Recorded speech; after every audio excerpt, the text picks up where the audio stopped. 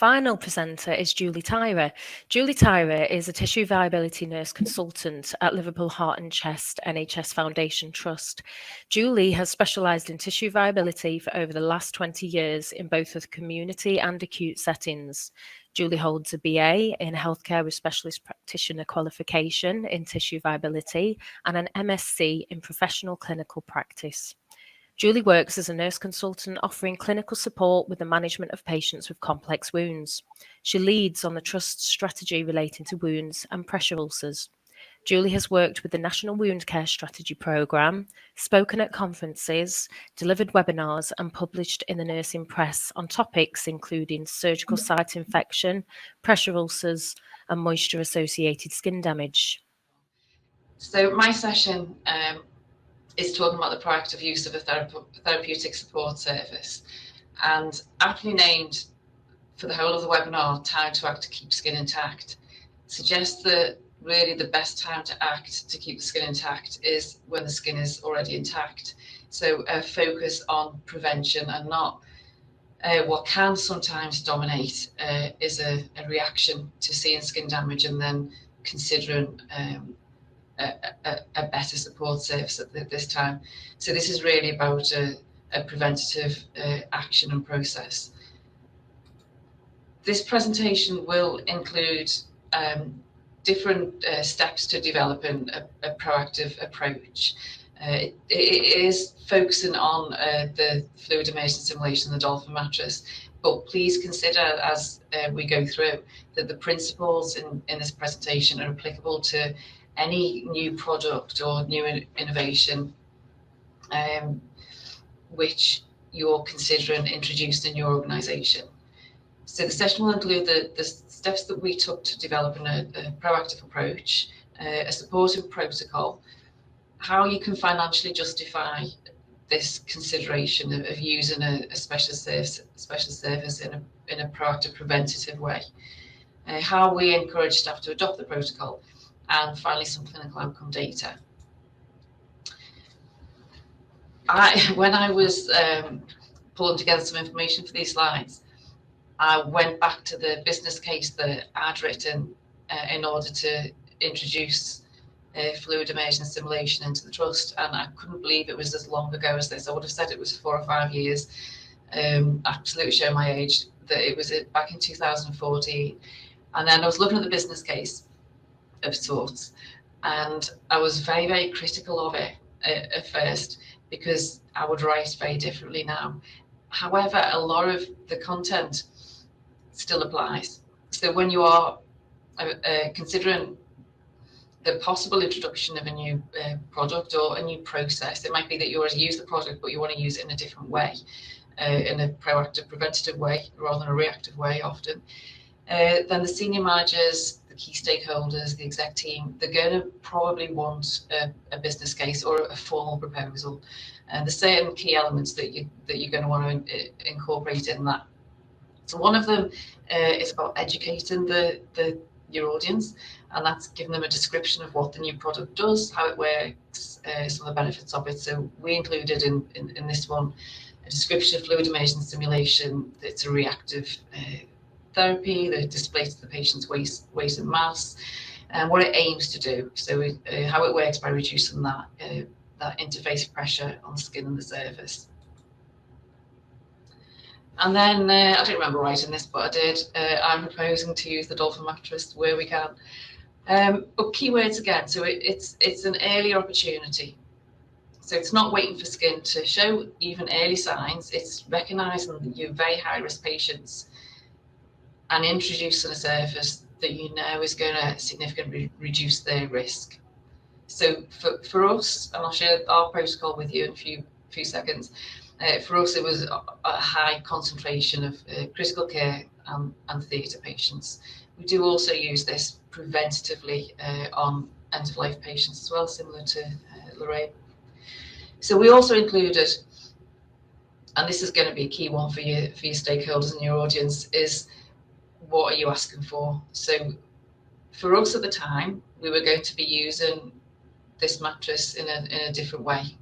We'd use them reactively to treat pressure damage when it occurred, and we wanted to now use them at a much earlier opportunity to prevent pressure damage in our high-risk patients. So that's going to come at a cost pressure to an organisation. So they're going to want to know that. So they're going to want to know what you currently use, what you're proposing, how much is that going to cost, and it will undoubtedly be an increase in your expenditure. So it's useful to then balance that with what's in it for the organisation. How's it going to benefit your patients? And we're all aware that the costs of pressure ulcers, in terms of the financial costs, the cost to treat, potential litigation, ongoing costs in terms of dressings, equipment, nursing time, but also the costs of patients and the patient's experience, the impact on the quality of life, the pain, discomfort, infection risk, possible surgery, etc. But what's useful to also include in such a business case is the cost of a pressure ulcer. So some or many of you who are listening today might be familiar with the Department of Health pressure ulcer productivity tool. So the link's there. I think it was originally created in 2010, and it has been updated in 2017-18, which means the money, the cost of a pressure ulcer has been updated. So 2017-18, it's still a relevant reference, and it's still a good source, a good tool to use. And if you're not familiar with it, it opens up an Excel spreadsheet, and you can put in the numbers of category 2, category 3, category 4 pressure ulcers you've had in a defined period, and it will generate an estimated cost of how much they cost to the NHS. So it's not necessarily a cost to your organisation, but it's still a powerful tool because the figures are extraordinary and they will exceed anything that you or your organisation had in mind. So it will generate an estimated cost of the pressure ulcers that have originated in your organisation. So you take responsibility, these have happened here, this is how much they're going to cost the NHS. This is what we can do about it. So what you can do is you can estimate, say, that by introducing a proactive approach and introducing a really effective surface or an early opportunity, it is going to cost us this. But if we can reduce our organisation-acquired pressure ulcers by 20%, then you can type that in. There's a section on the productivity tool. You can type that in, and it will give you an estimate of how much money you can save the NHS. And those, speaking in those type of terms to your exec teams, senior managers, are quite powerful. So even if you're not going to do a business case and you've not had a play with this productivity tool, get your pressure ulcer data, your numbers, and type them in, because it's an interesting look. So what we did next was develop a protocol. So this was a patient selection criteria, and also how to order the mattress and to cancel it in that process as well. But the intention behind this was to act as two main things.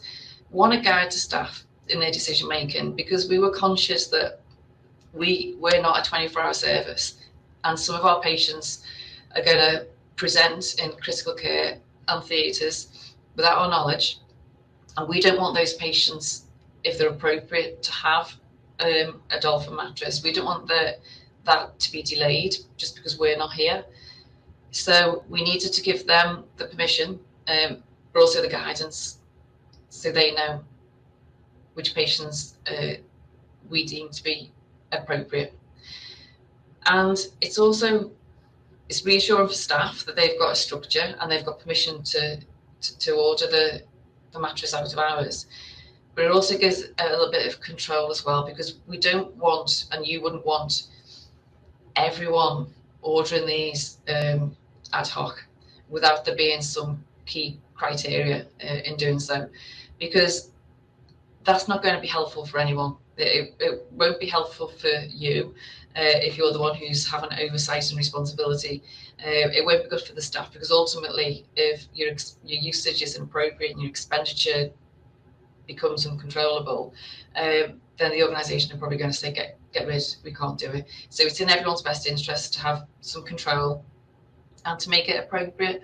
It's not for everyone. For us, And other organisations, of course, will differ. So we're a specialist cardiothoracic centre, but the majority of our patients who fulfil our criteria are cardiac surgery. So they're on the theatre table for a long time. Some of our complex aortic surgery, they're on the theatre table for 16, 24, sometimes 36 hours. A number of our patients are too unstable to be repositioned post-op. Some of our patients return to theatre, so they're having multiple surgeries in a short space of time, and that cumulative periods of time in one position on the theatre table increases their risk. And we also use it for patients who have existing sacral pressure ulcers. So again, not all pressure ulcers. If it was back of the head, heels, may not necessarily meet this criteria, but for a sacral pressure ulcer, a high-risk pressure ulcer site, one that takes the weight of the body and suffers often a lot of perpendicular downwards pressure, then we do include them in the criteria.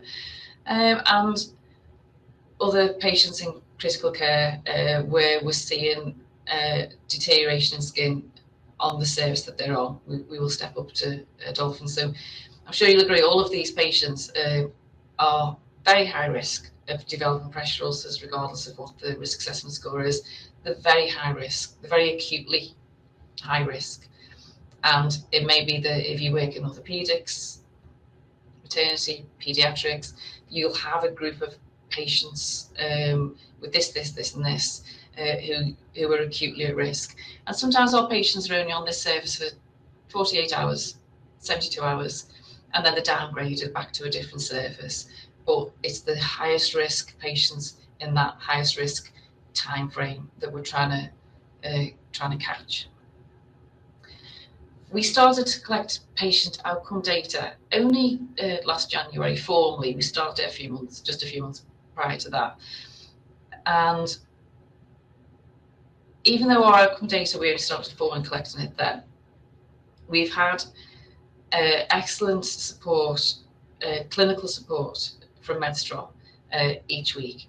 So whichever product you're considering or you may consider to be introducing and using in a slightly different way, so an early opportunity, have that conversation with that provider company to see what support they can offer you, how they can support the process, managing the flow of the mattresses, and importantly, how they can help monitor outcomes.